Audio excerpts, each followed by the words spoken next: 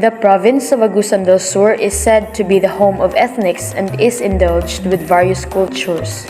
The province is dominated by 5 groups of peoples who were early settlers, and these are the Mamanwa, Bagobo, Aita, Manobo, and Higauno. It primarily covers the area of 896,550 hectares of flourishing forests that gives best supply of oxygen and other agricultural products. Once upon a time, there were groups of people who found a place with good soil. The tribe was said to be the Manobos. They found out that the place they've discovered was good for their settlement and for their livelihood. They lived here because they had seen that they would not experience hunger. They believed that they can plant many crops that would sustain their needs, especially for food. They cultivated the land like there was no tomorrow. They planted corns, rice, root crops, and many more. They raised animals. They would catch fish in the nearby pond for another source of food. One day, the Datu noticed that their crops were dying. The pests were the culprits that spread disease to the plants. The plague was a thief destroying the farmers' cornfields. They saw a valley of withered streams. "I am sorry, I could no longer provide you fresh water to drink," cried the river as the Datu hastily ran towards the river to quench his thirst. "I am sad.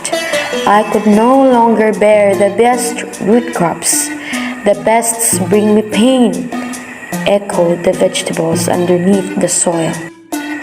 The Datu shrieked loudly in horror that the tribesmen heard him. The Manobo tribe then held a meeting on what to do to restore their dying crops.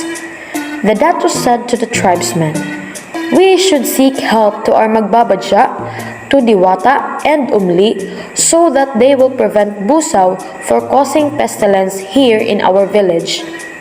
The tribesmen agreed, saying, "We must do it as much as we could to restore our crops. We can also seek help to the Tagbanwas, whom are assigned to the ownership of the forests, hills, and valleys. They have a heart of gold. They might help us." So they did. They then sought help to Magbabadya, chanting, "O among Magbabadya, tabangi kami.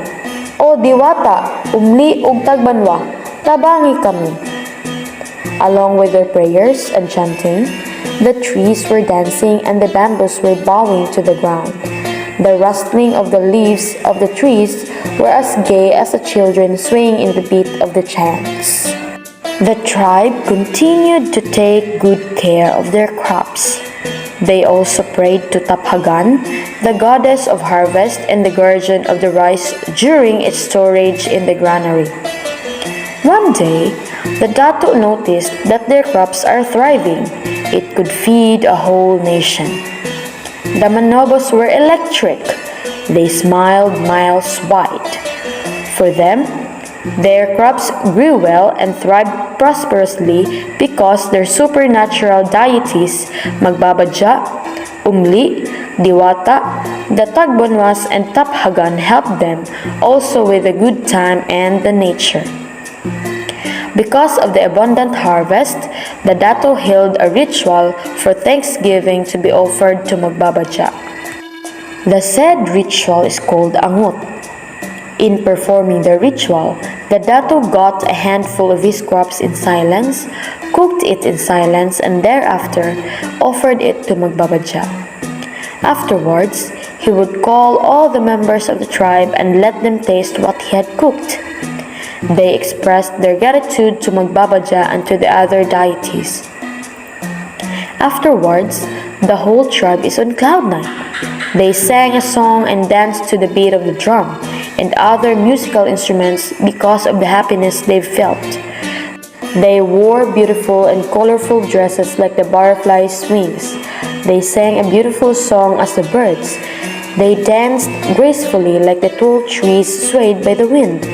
They moved freely so as the water and smiled brightly as the sun. The tribesmen lighted their torches, and the light danced on the surface of the water. Since then, Angot Festival has been prominently celebrated in Prosperidad. Angot Festival is characterized by a ritual called Bat-ad. The ritual is usually performed by a babaylan, a well-respected faith-healing old man or woman in the village. Bat-ad is an offering of food to Angot or Umpo, the god of abundant harvest, which includes a plate of rice, a boiled egg, broiled mudfish, a white wine, and a mama. After the ritual, all villagers join together for a merrymaking. Angot means a thanksgiving ritual for the abundant harvest.